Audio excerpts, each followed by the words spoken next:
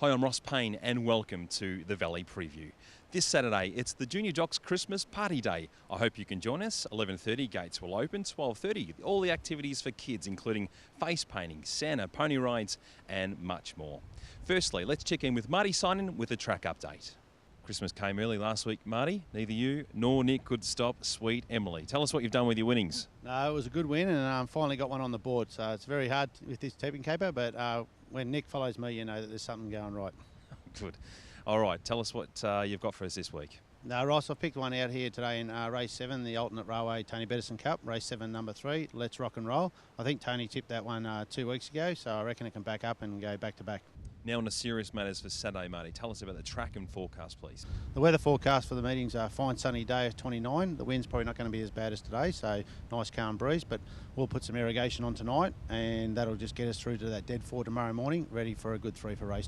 The tracks are pulled up great after last week's meeting. We're going back to the True, so this is the first time we've been back in the True since Manikato Stakes night. So this part of the track's had a really good rest and got a great cover of grass. Nick Heathcote joins us with a track update from Gallops here at the Valley on Tuesday. What should we look out for this Saturday, Nick? Thanks, Ross. In race 6, the Melbourne Signage Concepts handicap is Correlation Shallan. I caught up with Brett Scott to discuss the performance, his favourite, in the Ararat China Bowl. Probably walked away a little bit disappointed, to be honest, but we're sort of putting it down to we just rode her a bit handy from barrier 1 in the firm track and she just didn't really round it off. So we're coming back to Moonee Valley now and she's performed well here before, so looking forward to Saturday. How was the work this morning? Yeah, good work for her. They just went 1,000 and improved home 400, ran a nice time and she's pulled up really well. A main danger to Correlation Shallan is the Chris Waller train She's Clean. Here's what Justine Hales had to say about her chances. I think if she's a little bit too handy, she doesn't really let down at the end. She was supposed to be back a little bit further, but she just jumped so well and no one wanted to take up the lead for ages. And so James was sort of stuck with being in that position and not being able to get back without hauling her back. So maybe this week we'll try and get her back a bit further. How was the work? It was all right. She had a good look around. She can do that a little bit at home, so that doesn't really worry me. She came home just pretty laid back and she's pulled up really well. And it's fair to say that a benchmark 90 mares race over 1,500 would be probably the easiest race she's contested in 3 years?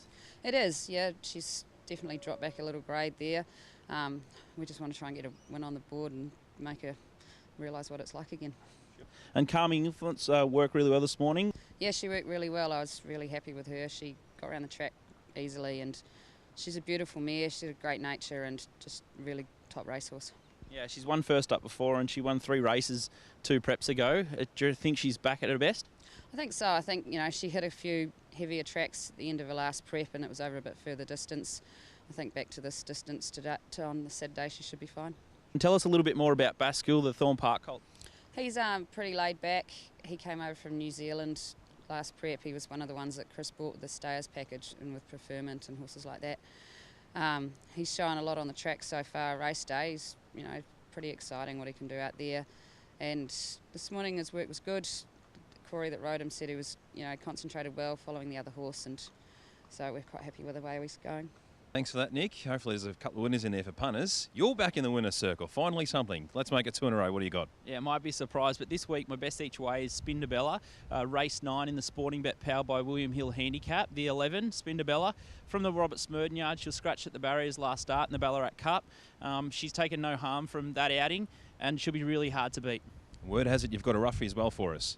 Yeah, in race 4, the WeDrive.com.au handicap, S.Hasan's got a really interesting runner. It's a French import, so I caught up with Saab to have a little bit of a chat to find out more about it. Yeah, I've got a huge opinion of Darbadar. Probably see the best of him once he gets over 2,000 plus. He was purchased overseas for a Cups horse and he's really come along well. And a benchmark 84 over 1,600. Even though he's looking for the 2,000, he's probably on ability. Is he good enough to win on the weekend? Look, he actually pulled up and he's tremendous in the wind. Typical European horse, they can do that. And I felt that his fitness levels were exactly where I want him. So from that retrospect, there's no reason why the horse possibly can't run a bowl race first up. And don't forget to check out our brand new website, thevalley.com.au, where you'll find information on how you can have your Christmas party here at the Valley, along with members' information for dress regulations for Saturday. All that information is online. We look forward to seeing you this Saturday at the Valley.